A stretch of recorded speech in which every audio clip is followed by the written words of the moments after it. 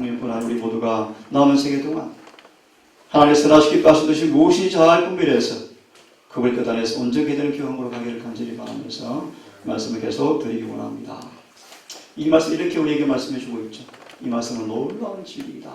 삶과 죽음의 문제를 다루고 있다. 삶과 죽음의 문제가 전 인류 앞에 놓여 있다. 세상에서 우리의 선택은 무궁한 세월을 통해서 우리의 선택이 될 것이다. 오늘 승일절 오늘 택하라는 말씀 기억나십니까? 오늘과 선택에서 이루어진 행적들은 영원한 선택으로 남게 될 것이다. 우리 중에서 영생을 얻든지 아니면 영원한 죽음을 얻든지 둘 중에 하나가 얻게 될 것이다. 뭐가 없습니까? 중간이 없다. 뭐가 없습니까? 두 번째 기회도 없다. 그러므로 기억하십시오. 그러므로 이 세상에서 우리는 그리스도께서 이기신 것처럼 이기는 자가 되라는 요청을 받고 있다. 주님께서 뭘 이기셨습니까? 세상과 사단과 육체와 죄와 사망을 이기셨죠? 아멘. 내가 세상을 이기었노라 담대하라. 그죠? 담대하라. 그분이 이기셨습니다. 아멘. 사단과 죄와 세상과 유혹과 시험과 육체와 마귀를 장하를 승리하셨어요. 아멘. 우리에게 뭘 요구합니까? 이처럼 이기는 자가 되라고 요청합니다. 아멘. 그래서 계시록 2장 7절에 관한 이하의 주석의 말씀 보시면 누가 하늘에 갈 것인가? 이기는 사람이 하늘에 갈 것이다. 그렇죠? 하늘에 우리에게 주어진 풍부한 기회와 특권을 주신 것은 왜 주셨는가? 그분께서 이기신 것처럼 이기는 자가 되고 그분과 함께 보좌에 함께 앉게 하기 위해서 풍성한 은혜가 우리에게 주어져 있다. 아멘. 그러나 이기는 자가 되기 위해서는 우리는 세상에서 육의 성향들의 애착을 가져서는 안 된다. 모든 이기심은 뿌리째 잘라버려야 한다. 아멘. 오늘 장례 그런 대화를 전부 날렸습니다. 생일의 의미를 잠시 나누었는데 맞습니다. 생일은 생일을 당한 사람 축하해 주는 날이 아니에요. 사실은. 네. 하나님께 감사하고 또 더 깊은 회개와 또 헌신과 더 나아가서 나도 못한 약한 자들을 위해서 하나님께 봉사하는 그런 날로 삼으라고 말씀하시죠. 자, 이 말씀 잘 하실 것입니다. 물은 대수하고 죽은 모든 사람들이 심판대 앞에 섰는데 책들이 펴졌더라. 생명책인데 죽은 자들이 자신의 행위를 따라서 심판을 받더라. 두려운 얘기죠. 성경에는 여러 분이 있겠지만 한 사람의 탄생을 기뻐한 탄생이 있습니다. 누굽니까? 읽어보니까 침례 요한이었습니다.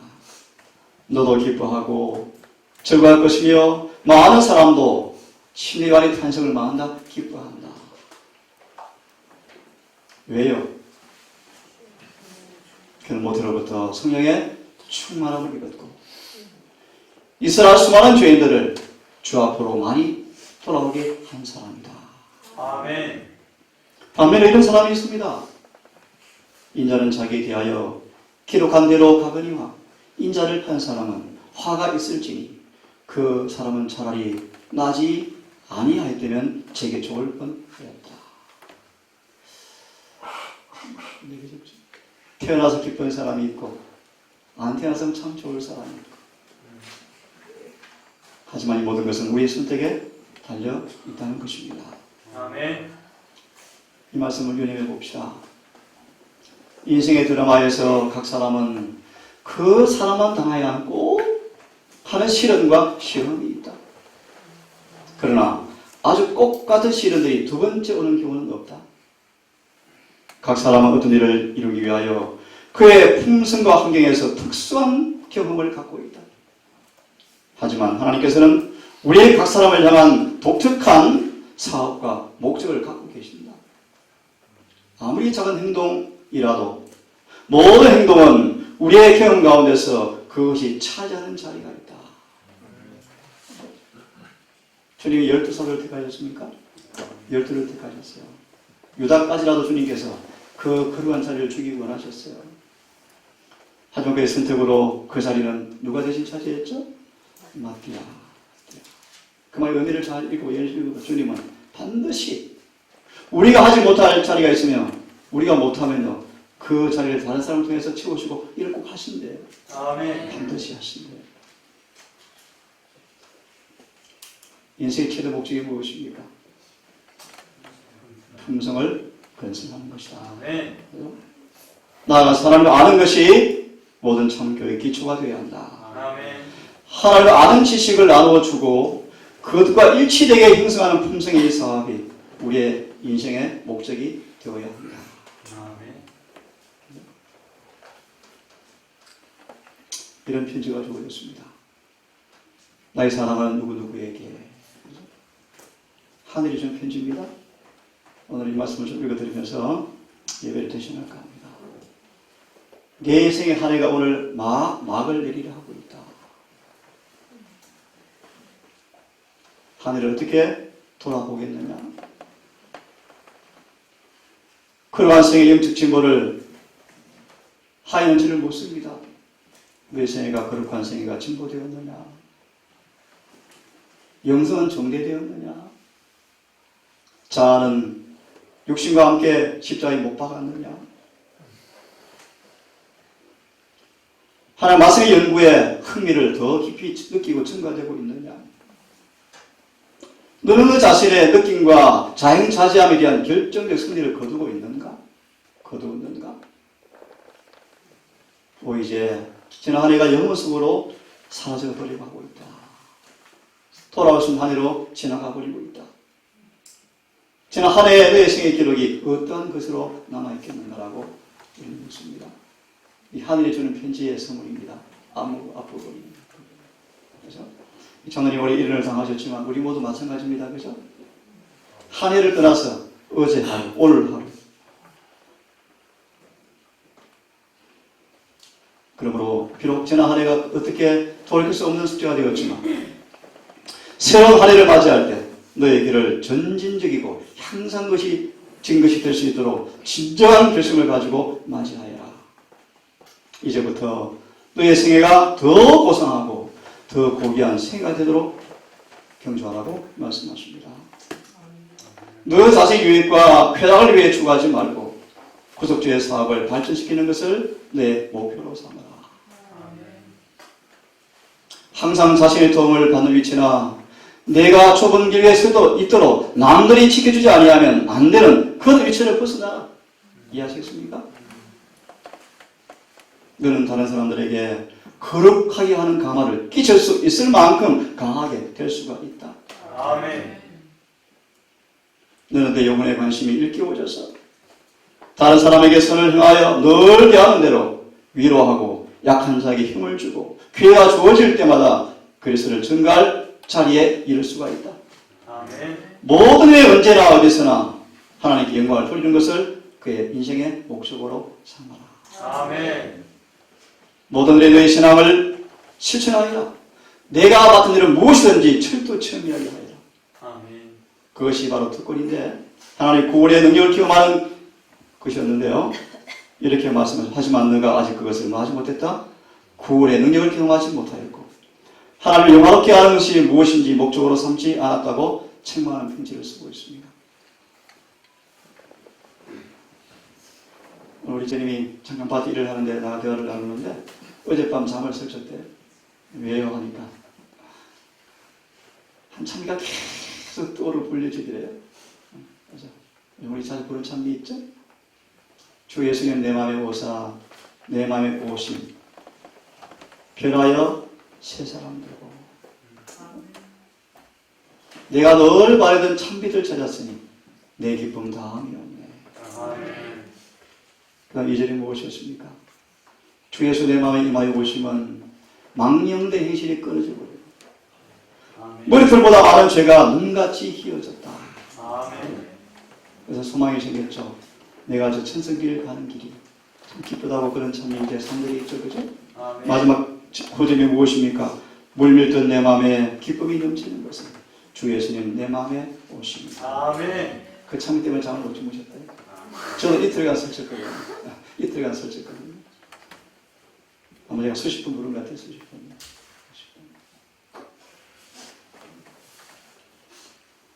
너의 모든 목적, 내가 관여하는 모든 일들, 내가 즐기는 모든 즐거움이 하나님께 영광이 되도록 하라. 아멘. 다음의 말씀이 내 마음의 보호가 되었으면 좋겠다고 말씀하십니다. 한번 잘 들어보세요. 오 하나님, 저는 당신의 것입니다. 당신을 위해 살고 당신을 위하여 일하고 당신을 위해서 고난을 당하겠습니다. 이것이 우리의 보호가 되게 하라. 아멘. 하지만 이렇게 우리 경고의 말씀을 주고 있네요. 많은 사람들이 주님 편에 있다고 공언을 하고 있지만 실상은 주님 편에 있지 아니하다. 그들의 모든 행동의 비중이 사단 편에 있다. 그럼 우리가 누구 편에 있는가? 어떻게 알 수 있는가? 청력이나 말씀과 똑같은 말씀이죠. 그죠? 누가 우리 마음을 소유하고 있는가? 우리의 생각은 누구에게 가 있는가? 누구에 대해서 이해하기를 좋아하는가? 우리의 가장 따뜻한 애정과 최선의 정력을 누가 소유하고 있는가? 우리의 마음, 우리의 생각, 우리의 애정, 우리의 관심, 우리의 뜻이 누구에 속해 있고 붙잡혀 있는가?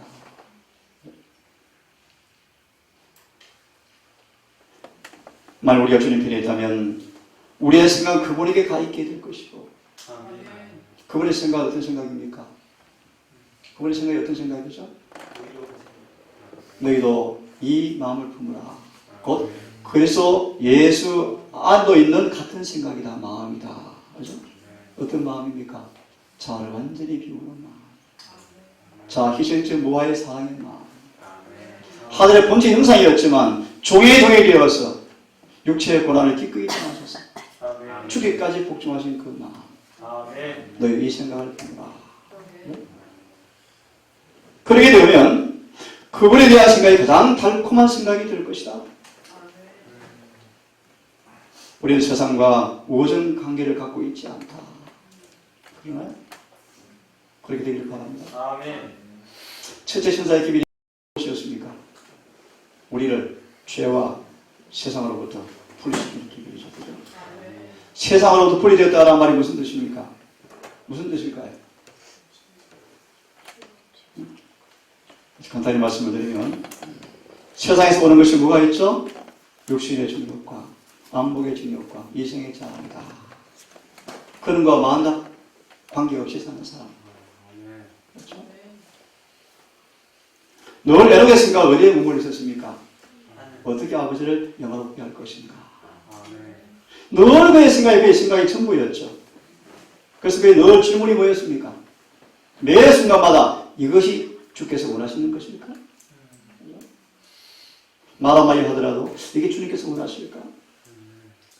내가 가끔씩 기도할 때 미래의 기도자를 정하지 않습니다. 이유가 나라가 뭐냐 하면요. 물론 미리도 정하는 것도 좋죠. 기도를 지어내지 않도록 성의의 감동을 따라 할 수 있도록 때때로 제가 순서 없이 기도를 정합니다. 우리의 생각이 그분께 사로잡혀 있다면 우리 지난번 공부하셨죠? 성령께서 우리 안에서 뭐 하실 것이다? 기도를 작성해 주실 것이다. 아멘. 우리의 모든 소유와 우리의 자신을 그분께 이미 드렸다. 그분의 형상을 나타내고 그분의 영을 호흡하고 그분의 뜻을 행하고 모든 일에 있어서 그분을 기쁘게 해드리고자 소원한다. 아멘입니까? 청년들 좀 잘 들으세요.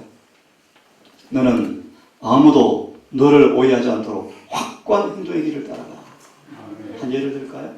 다니엘과 세 친구는 변덕스러운 사람이 아니었다. 그들은 늘 해오던 대로 그렇게 살았다. 사단에게 뭘 주지 않았습니까? 비난의 비밀을 주지 않았다. 결코 주지 않았다. 요셉은 정말 온유한 사람이었지만 원칙이 뭐한 사람이었다? 확고부동한 사람이었다. 결코 애굽에서 그의 신앙을 맞지 않았다. 숨긴 적이 없다. 아멘. 당당했습니다. 아멘. 그러므로 늘 오해하지 않도록 확고한 행동의 길을 따라가라. 결단성이 없이는 세상에 영향을 끼칠 수가 없다. 제가 군에 가서 이렇게 여러 신문을 받을 때요, 이런 얘기를 들었습니다. 전에 너 간 이 안식교회는 그렇게 하지 않는데 왜 너는 그렇게 하니? 이런, 왜 여배를 하니? 또 이런 쓰라는 경험이 있었죠. 너무 핍박이 두렵고 어려워서 힘들어서 한 1시간가량을 제가 포기한 적이 있습니다. 1시간 정도. 예, 그럼 그렇게 따라하겠습니다. 잘 들으십시오. 도무지 견딜 수가 없어서 1시간 정도 찾아가서 번복합니다. 저는 원래 가진 신앙대로 살 수밖에 없다는 목적과 신념을 발표하면서 다시 한번 표명하게 되었을 때 그분이 이렇게 저를 빈정거렸어요. 1시간 전에 안 그랬잖아. 아무도 너를 오해하지 않도록 확고한 행동의 길을 따라가라. 정말 중요해요. 결단성이 없이는 아무도 세상에 막을 수 없다. 영향을 끼칠 수가 없다. 우리의 결심은 좋고 진실될지 모르지만 내가 하나님을 너의 힘으로 삼고 확고한 목적을 가지고 전진하지 않는다면 결국 실패로 돌아가게 될 것이다. 그러므로 온 마음을 다해서 하나님의 사업에 바쳐야 한다. 아멘. 너는 그리스도의 생애의 경험을 얻기 위해서 진지해야 한다. 너는 너의 생에 그리스도를 드러내야 한다. 아멘. 재물을 하나님과 더불어서 겸하여 섬길 수가 없다. 전적으로 주님 편에 있든지 아니면 원수 편에 있든지 우리는 둘 중에 하나라고 말씀하시면서 이렇게 말하죠. 나와 함께 하지 아니하는 사람들은 나를 반대하는 자다. 이 의미를 이해하시겠습니까? 한번 유념해 보십시오. 어떤 사람들은 항상 흔들리고 결단을 내리지 아니하므로 늘 망한다. 신앙생에 실패한다. 흐르는 모래같이 흔들려요. 떠내려가 버려요. 확고한 목적, 분명한 목적, 의지의 굴, 철저한 굴. 그들은 흔히 마음의 찔림을 받지만 모든 것을 하나님께 바치는 전까지는 이르지만 그 전까지 완전히 이르지 못하고 다시 되돌아간다. 마음의 찔림을 받고 감동을 받지만 주님께 헌신도해서 거의 100% 헌신까지 갔지만 망하지 못한다. 완전한 기원까지는 가지 못하고 다시 돌아온다. 이런 상태 계속되면 어떻게 되어집니까? 양심은 굳어지고 성령의 강화에 점점 감수성은 점점 약화되고 있습니다. 계시록 3장 1절의 말씀이죠. 사덕의 사자기 분자하기를, 그죠? 내가 내 행위를 아노니 너는 살았다는 이름은 가졌지만 실상은 죽은 자로다. 2절은 뭐라고 되어 있습니까? 아직 살아있으나 죽으려 하는 것을 일깨워서 다시 숨을 불어넣어 주어라. 내 행위에 온전한 것을 찾지 못하였느니라. 그러므로 4절 5절은 말하죠. 내가 도적같이 이 말이 사대에 있어서 그 옷을 지켜 더럽히지 않은 자가 몇 사람이 있다. 그들은 흰 옷을 입은 합당한 사람들이므로 나와 함께 걷는다고 말씀하시죠. 그죠?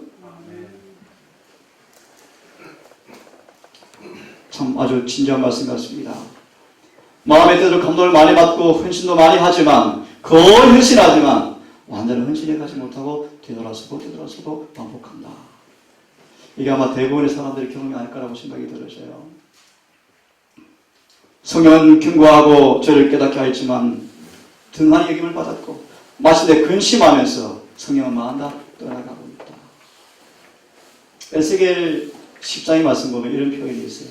성령이 그룹에서 떠올라서 성전 문지방에 이르더라. 예를 이렇게 묘사합니다. 성령께서 정말 떠나가지 못하는 그 마음으로, 애절한 마음으로 교회 문지방에 걸린 모습을 묘사하고 있어요. 드디어 8장이 끝나자. 8장이 무엇입니까? 9장이 무엇입니까? 9장. 인치는 사람이죠.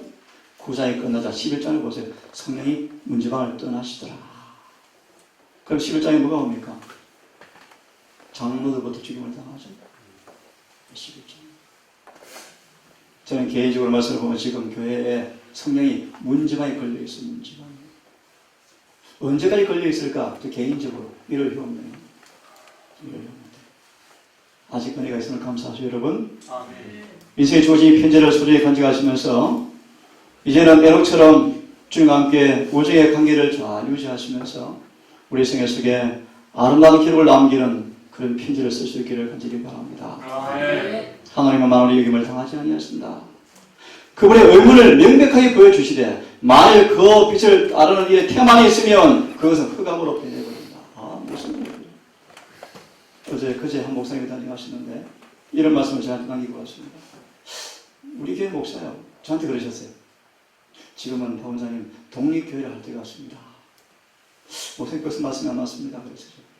왜요? 물었어요. 교회가 점점 어둡습니다. 어두워요. 칠흑같이 어두워요. 흑암을 빛이라 부르고 있어요. 멸망을 구원으로 가르쳐요. 무슨 돼요? 죄를 의라 부릅니다. 왜 그럴까요? 이 말씀 때문에. 주어진 빛으로 살지 않자 빛이 어둠으로 바뀌어버립니다. 예를 하나 들까요? 앞을 다투어서 온 유대 지도자들이 예수님 대신 누굴 선택합니까? 바라바. 이해됩니까, 여러분? 이해돼요? 그 앞을 읽어보세요. 그 이유가 무엇인가? 이 때문이에요. 평소 주어진 진리의 빛과 성경을 따라 살지 아니하므로 점점 이 감성이 무뎌져서 이제 어느 지경까지 가게 되었습니까? 예수님 대신에 바람을 택한 정도까지 가게 되었대요. 한번 연구해 보세요. 이 선택이 1888년 때 재림교회 반복되었다고 말씀하셔요. 뭐라는 얘기죠? 지금도 반복되고 있어요. 사람들은 잘 못 느껴요. 정말 못 느껴요. 하나님께서는 내가 그분의 포도를 해서 그분과 일하기를 명하신다. 내가 하는 바로 그것이 일을 하라. 십자가에 가서 자아를, 세상을, 우상을 빨리 버려라. 빨리 버려라. 사람들이 십자가를 좋아하고 살아나면서 눈물을 흘리면서 그 다음은 경험하지 않습니다. 뭡니까? 갈라디아 6장 14절. 내가 뭐만 잘한다 이제? 그 이유가 무엇입니까? 정과 욕심과 함께 세상에 대해서 뭐예요? 내가 못 받게 죽어버렸다. 그 경험이 없는 십자가는 가짜입니다. 가짜. 거짓이죠. 거짓. 바울은 정말 그런 경험이 되어버렸습니다. 십자가에서 그분의 은혜를 맛본 이후에 바울은요, 정과 욕심과 세상에 대해서 정말 못 박혀버렸습니다. 다시 한 예를 들면요, 모세는 세상의 평판과 명예에 대해서 뭐다? 자유로운 사람이었다. 그죠? 예를 듭니다. 누구의 칭찬이 있지 않고 반대만 있을지라도 요즘 모세는 어떻게 살았습니까? 주님께서 명하신 말씀 그대로 살았습니다. 사람의 평판을 절대 구하지 않았습니다. 인기를 구하지 않았습니다. 명예를 구하지 않았습니다. 오직 그분의 인정하심, 그분의 간합하심, 그 임재하심만이 모습 유일한 양식이었죠. 그죠? 십자가에 가서 자아를, 세상을, 우상을 버려라. 예수를 마음 가운데 가득히 받아들여라. 헌신을 유지하기 어렵고 다른 사람들을 죄와 쾌락과 어리석음으로부터 주님의 구속받은 자들이 걸어갈 수 있는 그 좋은 길로 인도하는 그런 영향력을 행사하기에 어려운 곳에 내가 살고 있다. 그렇죠? 전도하기 정말 어려운 시대에 살고 있습니다. 지금. 한번 같이 읽으면 좋겠습니다. 시작. 하나님께 완전히 굴복하되 남김없이 모든 것을 드리고 지각을 초월하는 평안을 추구하여라. 안에 있기 전에는 그분에게서 영향을 공급받을 수가 없다. 제가 있습니다. 그분 안에 있지 아니하면 너는 마른 가지가 되고 만다. 순결과 참된 거룩함에 있어서 너의 부족을 느끼지 않고 있다. 너는 성경을 위한 진정한 소원을 느끼고 그것을 얻기 위해서 열렬하게 기도해야 한다. 제가 지난 며칠 동안 기도의 책을 이제 거의 읽어가고 있는데 참 감동을 많이 받고 있죠. 이런 말씀을 제가 기억이 납니다. 그리스도인들의 무릎은 시험과 유혹을 이기는 능력의 비결이다. 뭐 하는 것입니까? 기도. 그러면 안다? 이긴다.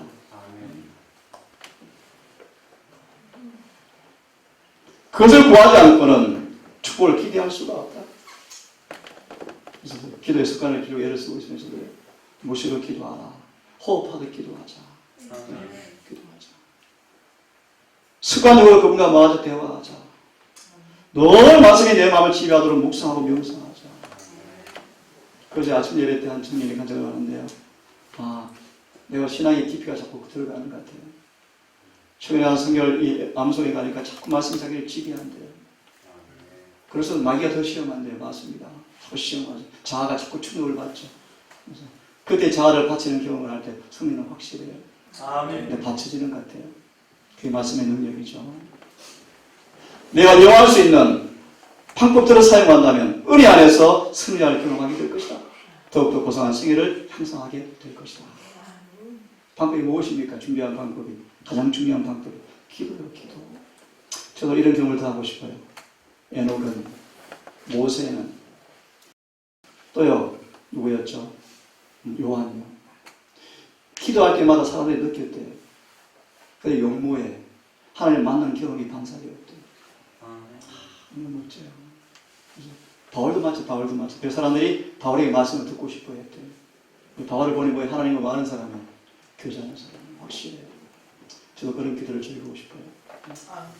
우리 한번 이 남은 한 해 동안 정말 그런 경험을 할 수 있기를 간절히 바랍니다. 아멘. 조금만 읽어드리고 오늘 마무리하겠습니다. 영적 사물을 사랑하는 것은 자연스럽게 되는 것이 아니다. 왠 줄 아시죠?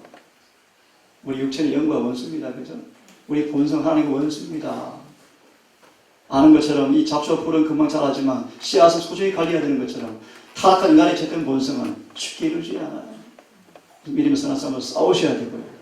깨어서 분발하셔야 되고요. 아멘. 노력하셔야 돼요. 아멘. 영적 사물을 사랑하는 것은 자연스럽게 되는 것이 아니다. 너는 내 마음과 힘을 그 방면으로 기울일 때 그 사랑을 얻을 수가 있다. 최근 아침 예배 드리면서 한 집사람한테 그랬습니다. 또 우리 누가 한 청년 질문을 냈어요. 이 대속죄를 어떻게 보내면 좋겠습니까? 시간을 어떻게 분배하면 좋겠습니까? 제가 느헤미야 9장으로 말씀을 드렸어요. 나 사본질은 죄를 회개하고 나 사본질은 기도로 전념하고 율법을 연구하였더라. 몇 시간이 하루 그러면 6시간 동안. 하루 6시간을 뭐로 보냈다고요? 기도와 말씀으로 보냈더라. 예리시는 말하기를 그 9장의 부흥운동이 우리에게 모델이라고 말씀 모델, 그죠? 지금 대속죄예요, 대속죄예요. 그래서 우리가 생활을 단순히 빨리빨리 줄이고요.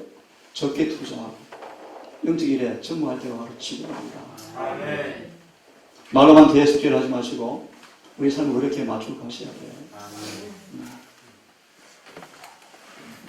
세상을 위해서 우리의 두뇌와 뼈와 근육을 아끼지 않고 열심을 다하면서 왜 신앙에 대해서 그렇게 하지 않는가? 그래서 저런 말이죠. 장애자죠, 장애자. 저를 봐가지고 우리 교회 모습이 어떤 얘기 들었습니까? 중증 장애병이 중증 장애병이다. 변화가 없죠, 변화가. 교회 부흥이 없죠. 죄에 대한 승리가 없죠. 없죠. 거듭남이 없죠, 거듭남. 모든 힘이 그 방면으로 기울어진 까닭이다. 간증처럼 보십시오. 밤새도록 잠을 못 잤다는 것처럼 자꾸 생각이 그것이 쏠리니까요. 잠을 안 재워요, 그 생각이. 계속 찬미가 되뇌어지고 반복되고 감동이 밀려오고, 그죠? 헌신스럽게 기도하시고. 청년들 영적 사물의 일에 마음과 정신을 힘을 다해서 전진을 쏟아붓기를 간절히 부탁을 드립니다. 아멘. 보세요. 왜 세상 일들이 쉽게 이루어졌는가? 마침내 우리 마음이 그 방면으로 돌아서는 것이 쉬워진 이유가 무엇입니까? 오랫동안 열심과 힘을 다해서 그 일을 뭐 했기 때문이다? 헌신했기 때문이다. 그래서 이 말씀 마저 읽고 끝냅니다. 왜 신앙이 어려운가? 왜 좁은 길을 사는 것이 어려운가? 그 이유는 바로 여기에 있다.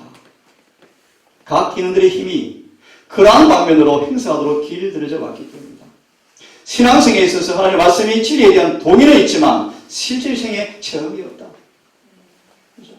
여기까지 하겠습니다. 가시면 여러분들은 교회적 2권에 보시면요. 생일편지, 생일편지. 이 말씀을 제가 옮겨왔습니다. 생일편지. 우리 편지를 비록 장로님 치수를 당하셨지만 우리 모두에게 주시는 주님의 고면으로 받아들이시고 남은 한 해를, 남은 인생의 삶을 주의 말씀의 토표에 따라서 뜻에 따라서 순응하시는 지혜로운 건축자가 되기를 간절히 바라면서 말씀을 마치도록 하겠습니다.